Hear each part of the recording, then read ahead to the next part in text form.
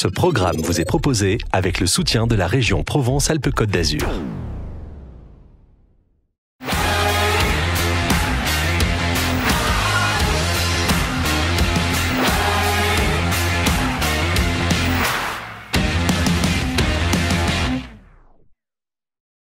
Donc je suis avec Katia Blanc qui a créé une société récente avec Aurorson. Vous êtes lancé dans ce qu'on va appeler l'épanouissement des salariés, l'épanouissement des chefs d'entreprise. Non, c'est pas tout à fait ça. Le rayonnement pour vous, c'est un peu différent. Alors expliquez-nous en fait ce qui a présidé à la création de My Sunny Brand. Oui, donc bonjour. My Sunny Brand en fait est une agence de conseil en rayonnement qui se positionne sur l'accompagnement des personnes et des organisations sur leurs enjeux de marque et de visibilité. Alors quand on parle de ça, effectivement, on peut parler d'épanouissement des personnes, mais au-delà de ça, on est vraiment sur des enjeux. On s'est rendu compte avec mon associé Aurorson, et c'est ce qui a motivé la création de My Sunny Brand, que les enjeux de la transition digitale avaient de forts impacts sur les marques des personnes qui ont besoin de se positionner dans leur environnement, selon leur ADN, dans leur écosystème, avec authenticité pour exister, pour incarner ce qu'ils sont dans ce monde virtuel. Parce qu'autant quand on est en offline, dans le terrain, on a plus ou moins appris à le faire, quoique. Et là, on fait aussi de l'accompagnement en relations publiques personnelles.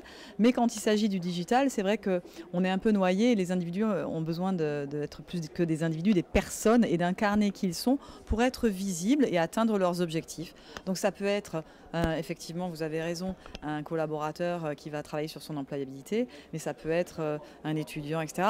Nous, on adresse un marché de dirigeants et de cadres dirigeants essentiellement, sur tout ce qui est donc prestation de personal branding et social branding, marketing de soi et marketing de soi digital. Et puis pour les organisations, grâce aux personnes, on fait rayonner les marques des entreprises, des organisations en général, sur la marque commerciale, la marque corporate ou la marque employeur. Et on s'appuie sur les collaborateurs qui sont les ambassadeurs de cette marque, notamment avec les stratégies digitales. Ça s'appelle l'Employee Advocacy, programme ambassadeur. Et c'est gagnant pour les collaborateurs comme pour les entreprises, parce que les personnes qui sont ambassadrices alimentent et gagnent elles-mêmes dans leur propre personal branding. Donc c'est un cercle qui est assez vertueux. D'accord. Alors aujourd'hui, par rapport aux obligations de l'entreprise ou au quotidien de l'entreprise, la e-réputation, on voit que c'est important. Donc le e-rayonnement, vous arrivez à percer, vous arrivez à convaincre. Vous-même, vous dites ça pourrait être vu, ces choses-là, comme un petit peu futiles, parce que dès qu'on parle de communication, il y a une vraie interrogation. Quel est l'impact réel que ce que vous faites peut avoir sur une entreprise, en fait, et mesurer éventuellement? Alors la e-réputation est un des aspects, mais ça n'est pas le seul. En fait, la e-réputation, c'est souvent pris sous l'axe négatif. Qu'est-ce qui se dit de moi, qu'est-ce qui se dit de ma marque, etc. Sauf qu'il y a l'aspect positif, c'est-à-dire que si on n'est pas sur les réseaux sociaux, les autres y sont. Et on ne maîtrise pas l'information. Et souvent, on ne va pas sur les réseaux sociaux parce qu'on a peur de ne pas avoir la maîtrise. Sauf qu'on a la maîtrise. Contrairement, par exemple, à une interview comme celle-ci, où ce que je vais dire, c'est instantané.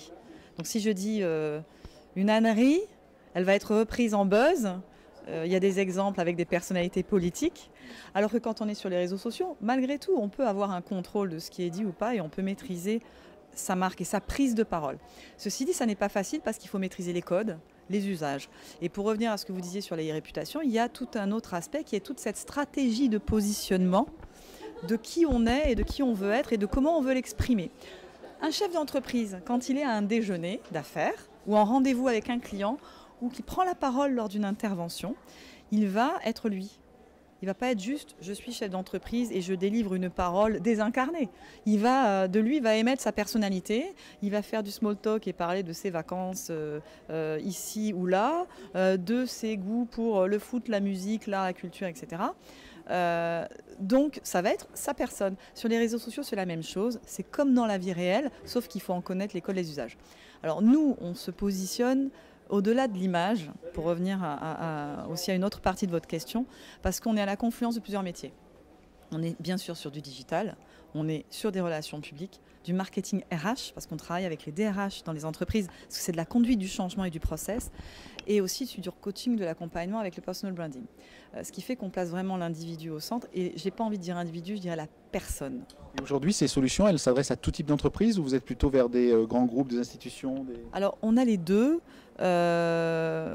Pourquoi? Parce que quand on propose nos prestations aux entreprises, on va s'adresser aux grands groupes qui vont vouloir former leurs dirigeants, leurs cadres dirigeants à tout ce qui est personal et social branding, parce que c'est indispensable aujourd'hui. C'est se leurrer de dire qu'on n'en a pas besoin et de passer à côté.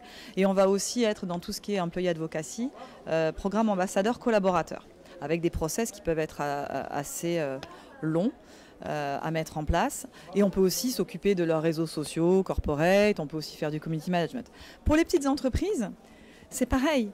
Parce qu'avec un investissement qui est moindre, ça permet le digital de faire accéder aux petites entreprises à des moyens qui permettent de rayonner très facilement. Donc on peut accompagner le dirigeant d'entreprise. Là on est par exemple avec un cabinet où il y a moins de 10 collaborateurs et on va les accompagner sur leur stratégie de relations publiques, notamment le digital, mais pas que, et de former les dirigeants et les collaborateurs pour qu'ils deviennent ambassadeurs. Et alors, je tiens à dire ça parce que c'est important. En fait, quand on est juste dans la gestion d'image, les personnes, on va leur dire bah, tenez, on va faire ça pour vous, ou les entreprises vont dire on va faire ça pour vous. Et quand ça s'arrête, qu'est-ce qui se passe? Rien. Ce qu'on veut, c'est que les gens s'approprient ça et deviennent autonomes. Donc, quand on va former un sportif de haut niveau, une personnalité publique ou un dirigeant, il va avoir, ce que je disais tout à l'heure, appris à pêcher.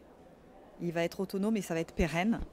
Et nous, on peut l'accompagner ensuite. Voilà. Mais on n'est pas que dans l'image, on est aussi dans le questionnement de soi, où la personne va re-questionner ses valeurs, ses motivations, etc.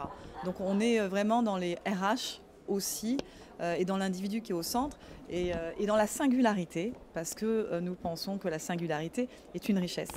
Merci de nous avoir présenté cette nouvelle entreprise, parce que là on est sur quelque chose de nouveau et qui correspond aussi à toutes vos ambitions personnelles sur la place de votre engagement et des actions que vous pouvez avoir sur le territoire. Si je puis me permettre, j'ai oublié un aspect qui est très très important pour moi, c'est qu'avec mon associé on partage des valeurs d'engagement, de collectif, notamment sur ce territoire, et aussi sur tout ce qui est égalité professionnelle, et puis inclusion, diversité. Et c'est des choses qu'on a envie de faire aussi pour les entreprises, de les aider à faire rayonner leurs engagements et de raconter leurs belles histoires. Voilà. Merci. Merci à vous.